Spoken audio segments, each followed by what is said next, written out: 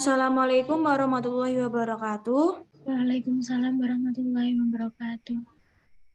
Kami dari kelompok 10 akan melakukan presentasi hasil penelitian kami dengan berjudul Potensi Desa Wirausaha di Desa Candisari. Sebelumnya, perkenalkan dari anggota-anggota kami terlebih dahulu. Perkenalkan, nama aku Zanuba Betul Khalifah dengan NPM 22 10 20 10 26 dengan rekan saya.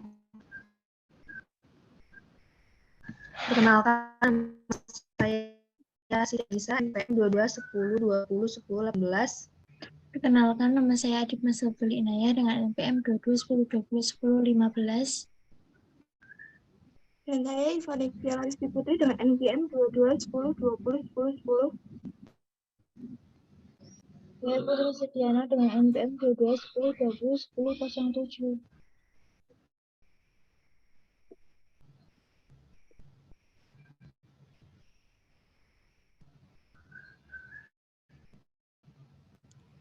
Oke, di sini terdapat dengan pokok bahasan yang terdiri dari yang pertama defisit desa wirausaha, dan yang kedua tujuan dan manfaat, yang ketiga hasil wawancara, dan yang keempat penghambat potensi desa, yang terakhir tanggapan warga. Selanjutnya akan dijelaskan oleh rekan saya.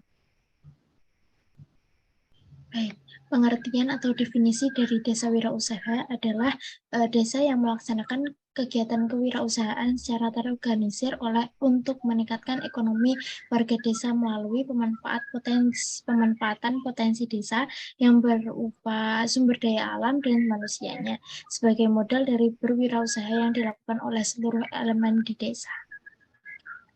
Adapun tujuan dari desa wirausaha adalah meningkatkan perekonomian serta pendapatan masyarakat sekitar agar tingkat kemiskinan dan urbanisasi penduduk dapat berkurang.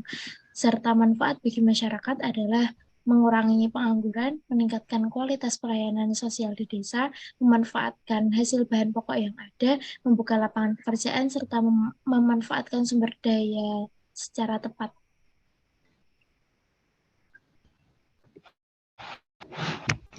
Nah, selanjutnya berikut hasil wawancara kami tentang wirausaha ini. Kami mewawancarai salah satu pengusaha yang ada di Desa Candisari, yaitu Bapak Muhaimin, punya usaha grubi.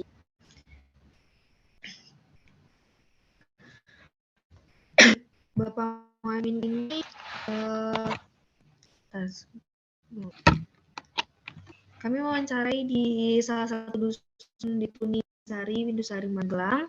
Narasumber satu bernama Bapak Muhaimin, bekerja sebagai pengusaha grubi. Bapak Muhaimin mendirikan usaha grubi ini pada tahun 2020. Jenis pengolahan ubi jalar. Hasil pengolahannya berupa grubi dan pancok. Bahan-bahannya ubi jalar, gula jawa, minyak goreng. Bapak Muhaimin punya target setiap penjualan itu per hari bisa membuat musika, pasarannya grosiran, pasar tradisional, dan toko oleh-oleh. Bapak Muhaimin ini mempunyai jumlah karyawan sekitar 30 karyawan, dan mayoritas itu karyawannya rumahnya di sekitaran usaha. Terus proses pembuatan panen itu dari sawah langsung. Bapak Muhaimin kan di sawah, jadi ubinya itu diambil dari sawah milik istri, yang kedua itu disortir, yang ketiga dikelola, yang keempat di packing, dan terakhir itu media promosi yang Bapak Muhaimin pakainya dan media sosial wawancara, media sosial berupa Instagram dan Facebook, dan pernah diwawancarai oleh stasiun televisi. Next slide.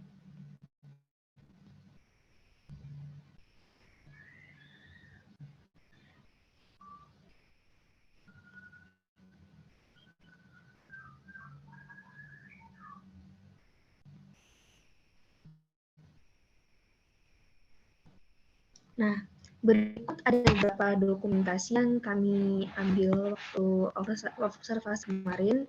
Gambar pertama ini ada proses pemarutan ubi, dan gambar kedua ini seperti yang sudah kami lakukan observasi di tempat tersebut, terlihat pada gambar di sini rata-rata para karyawan yang bekerja di sini sebagian besar adalah ibu rumah tangga, dan kami juga mendapati salah satu ibu-ibu sudah lanjut usia dan masih bisa bekerja di situ. Terus dan tentunya dokumentasi kedua ini sangat berdampak bagi masyarakat karena ya bisa mempekerjakan ibu rumah tangga yang masih ingin bekerja. Lanjut gambar ketiga ini ada proses penggorengan, proses masaknya. Gambar kelima ini ada packaging ketika sudah diolah, lalu setelah di packaging nanti bakal dijual melalui media yang sudah Bapak Mami siapkan. Terus selanjutnya gambar ke 67 itu ada dokumentasi saat kami mewawancarai promonya, dan gambar terakhir bisa dijelaskan oleh Mbak Zanuba. Oke, kami juga sempat mewawancarai salah satu karyawan yang bekerja di usaha ini, yaitu bernama Pak Adi sendiri. Pak Adi sendiri dari tanggapan dia pastinya sangat positif karena itu dapat membuka lapangan pekerjaan bagi masyarakat di Desa Candisari ini dan Pak Adi pun sendiri. Dan balik itu sendiri banyak yang tidak masuk dikarenakan kurangnya kapasitas tempat usaha, dan adapun karena usaha itu masih dilakukan di rumah dan belum membuka cabang. Adapun respon pembeli sejauh ini positif dan banyak pesanan melalui pre-order.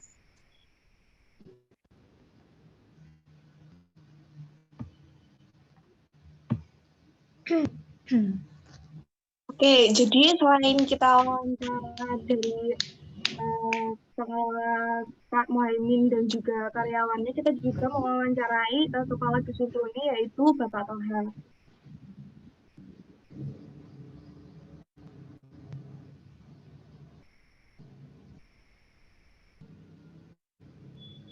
Nah, jadi hasil dari wawancara yang kita dapat itu memang di Dusun Truni itu mayoritas masyarakatnya itu bekerja di petani. Jadi mereka memanfaatkan lahan-lahan yang ada serta letak daerah mereka yang cukup tinggi. Jadi cocok buat bercocok tanam.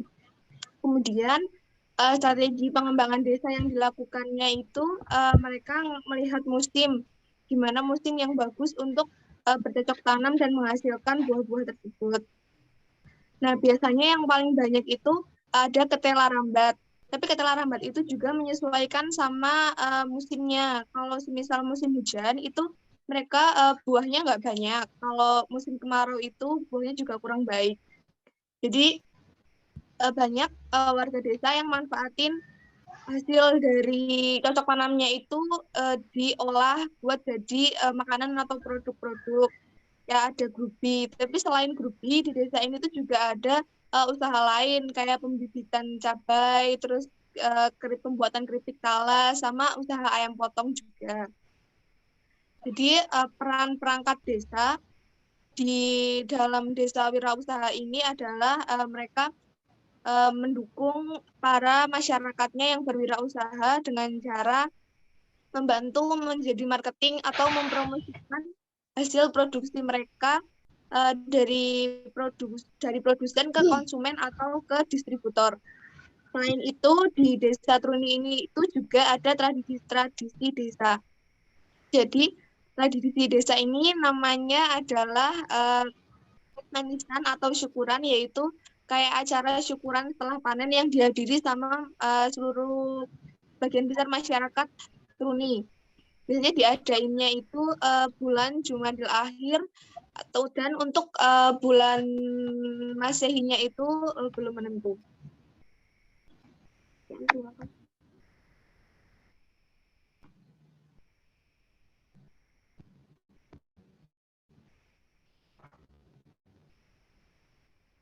Kalau ada permasalahan yang menghambat potensi di desa, ada dua faktor. Yang pertama itu ada faktor musim.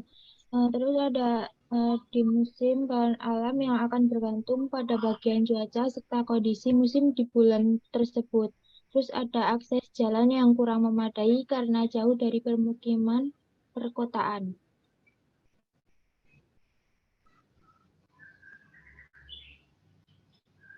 Terus ada tanggapan mengenai desa wirausaha. Adanya peluang usaha yang dapat dikelola atau dijadikan mata pencarian di desa tersebut sangat diapresiasi karena dapat membuka lapangan pekerjaan serta banyak membantu bagi warga sekitar, terutama pada warga yang terkena PHK pada saat pandemi COVID. Untuk warga yang awalnya belum memiliki pekerjaan, lalu warga lanjut usia yang masih mampu untuk bekerja.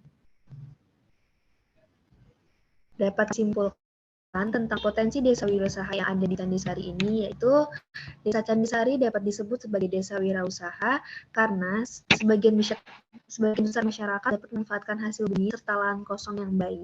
Karena hasil bumi dari desa tersebut melimpah, maka masyarakat memanfaatkannya dengan menjual hasil bumi tersebut. Namun dikarenakan tidak semua hasil bumi yang ada berbuah dengan baik, masyarakat sekitar memanfaatkan buah yang kurang baik tersebut menjadi bahan olah makanan seperti grubi, keripik ubi, keripik talas, dan mereka juga membuat bubuk cabai. Meskipun hasil bumi dari desa tersebut menyesuaikan musim, tetapi masyarakat desa Candisari dapat memanfaatkan keadaan dengan baik. Selain masyarakat yang pintar dalam memanfaatkan hasil bumi, perangkat desa tersebut juga membantu masyarakat untuk memasarkan hasil dari produknya. Para perangkat desa membantu dengan membuka pasar yang lebih luas dan mereka menyalurkan hasil dari produsen ke konsumen pada distributor. Ya tentu saja hal membuat pendapatan pada desa bertambah maupun pendapatan pribadi setiap individu. Dengan adanya desa wirausaha tersebut juga membuka jalan untuk mata pencarian bagi masyarakat sekitar desa karena dalam pengolahan makan tersebut para pemilik usaha memanfaatkan tenaga kerja masyarakat sunroni tersebut. Harapannya nanti bagi para perangkat desa, terutama kepala desa, diharapkan untuk terus terlibat langsung dalam pembangunan usaha di desa Candisari dalam mendorong masyarakat dengan memanfaatkan hasil bumi yang ada dengan positif dan bijak. Dan yang kedua, menurut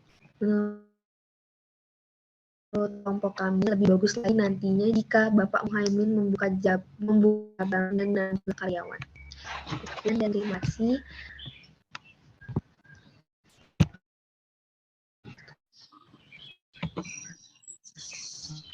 Oke, sekian presentasi kami hari ini. Jika ada kurangnya, kita mohon maaf sebesar-besarnya. Semoga yang kita sampaikan berguna untuk kelompok kami dan banyak orang khususnya. Wassalamualaikum warahmatullahi wabarakatuh. Waalaikumsalam warahmatullahi wabarakatuh.